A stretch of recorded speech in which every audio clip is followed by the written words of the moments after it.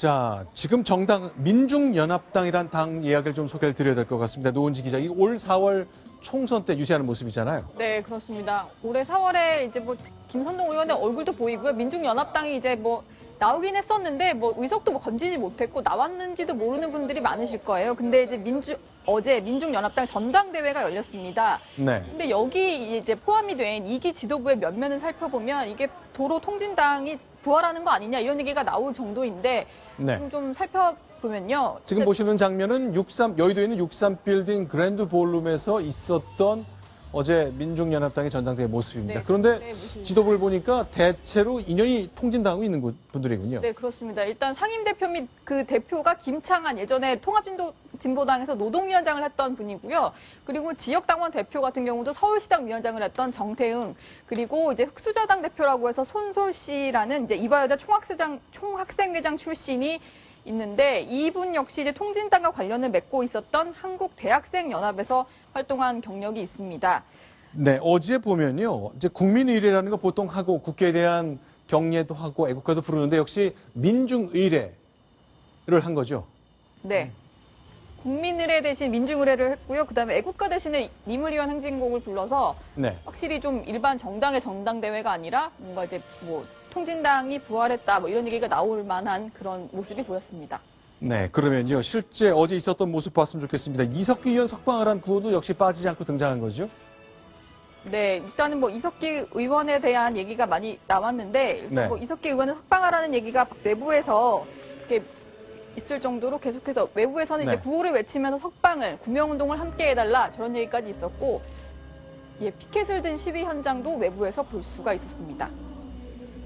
자, 지금 이제 보이십니다만 이석기 의원 지금 구속 중이고요. 김재현 전 통진당 의원들 이제 어제 김재현 의원이나 이상규 의원 보이지 않았거든요.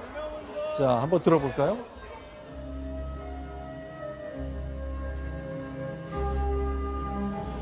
자, 임을 위한 행진곡 음악 들립니다만 역시 이날도 애국가는 부르지 않았습니다. 애국가에 대한 특별한 생각이 있는 거잖아요. 네. 원래 통합진보당에서 네. 저거에도 이제 국민의례를 할 것이냐 말 거냐를 가지고 통합진보당 내부에서 논란이 있었고 제일 그때 말이 많았던 게 이석기 전 의원이 네. 애국가는 국가가 아니다는 식의 발언을 좀 하지 않았습니까? 네. 그게 말썽이 됐었고 당시 이제 18대 국회 개원할 때도 이석기 의원하고 김재현 의원이 이게 국기 경례 진행할 동안은 자리를 아예 비웠어요. 그 마지막쯤이나 들어왔었고 애국가 시작되고 나니까 이거를 따라 부른다고 해야 될지 말아야 될지 지금 이제 자리 비웠다가 이제 좀 뒤늦게 들어오는 모습 잠깐 나왔었는데 애국가 부를 때도 이거 따라 부르는 거라고 봐야 되냐 싶을 만큼 좀 어정쩡한 모습을 보였기 때문에 개원하면서부터 사실 저 국민의례 문제, 애국가 문제 가지고 굉장히 통진당이 비난을 많이 받았었죠, 이미. 그런데 민중연합당이 똑같은 걸 하고 있는 겁니다. 네, 실제로 이석기 의원이 국가에 대한 자기의 생각을 밝힌 게 있거든요. 애국가는 국가가 아니라고 얘기했습니다. 그 장면 다시 한번 돌이켜보겠습니다. 애국가 부르면 셋이냐 황당한 닥치시라고. 아니, 17대 때 애국가 부르지도 않았는데 우리가 13도 돌파했는데. 근데 애국가라는 것도 국가가 아니에요. 미국은 국가가 있지. 애국가는 그냥 여러 나라 사랑하는 노력이 하나인 거죠. 국제정권 여기서 만들어진 건데 그걸 마치 국가이냐 생각한단 말이죠.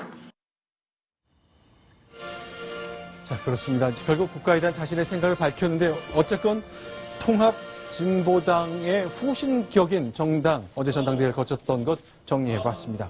그런데 이 더불어민주당 오늘 이제 노동자라는 그 표현을 당 강령에 넣느냐 마느냐 때문에 또 논란이 있었잖아요. 네, 그렇습니다. 노동자라는 단어가 삭제가 되면서 당권자들은 물론이고 당내에서도 갈등이 심화되고 있는 상황인데요. 네. 왜 빠졌는지 일단 노동자와 시민의 권리 향상을 위한 노력을 존중한다. 원래 당 강령이 저렇게 되어 있었는데 저기서 네.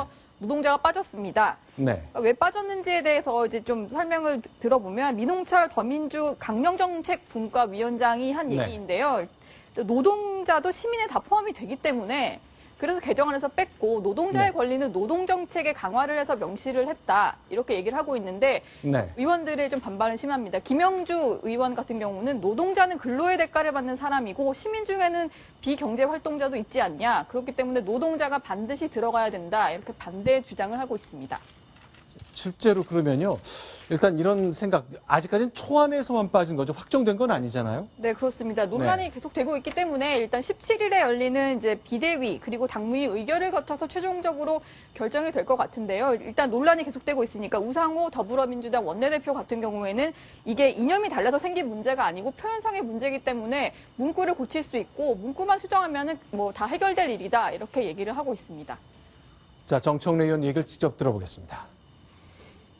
헌법 전문에서 4.19 민주이념을 계승하자는 문구를 뺀다는 것은 대단히 심각한 문제이듯이 더불어민주당의 강령에서 노동자라는 단어를 뺀다는 것은 노동자 정책을 경시하는 것 아니냐 하는 오해를 불러일으키기에 너무나 충분한 것입니다. 안개 속으로 더불어민주당을 밀어넣는 행위다. 저는 생각하기 때문에 반대하고 비판합니다.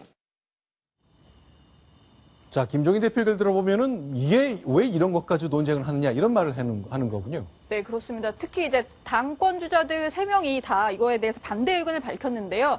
당권 주자들이 특별한 메시지가 없으니까 그 문구를 가지고 선명성 경쟁하듯이 얘기를 하고 있다. 얼마나 말이 궁색한지 알겠다. 이렇게 얘기하면서 당권 주자들의 주장을 평가절하했습니다.